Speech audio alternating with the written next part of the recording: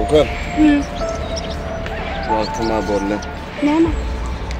Endi toy etsek näre var ya? Toy? Hava. Yönü sen yine tanıma yok. Sen yetime. Daydan var. Hava daydan var. Hava. Yönü biz nerede yaşarız? Hava yok. Yönü näme? Kreynalarsa. Kreyne mi? Hava. Ata. Hı? Eğer de sen işin demir sökmek bolsa, onda bizim arzumuzun hiç biri anlaşmaz.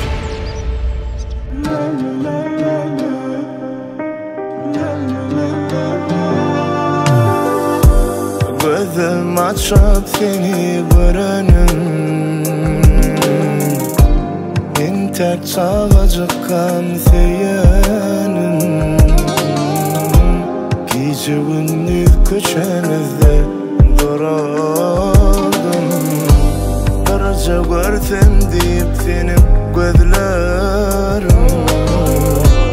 Bugün yalnız otur yıkadım, çarşıp gitti bir yada beni. Fikir etmen hiç beni söylenim. Garip gördün mü beni, ak yürekten sevdim seni. Yakıp gittin ömrümü,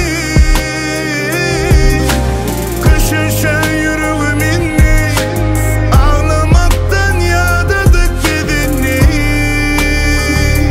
Bolle deyini.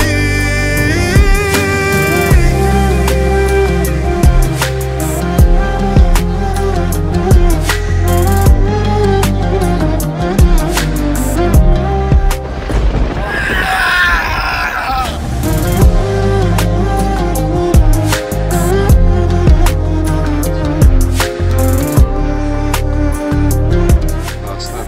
Yankıdan kaçıka. Yapraklar bu sarıdaşa yel bilen,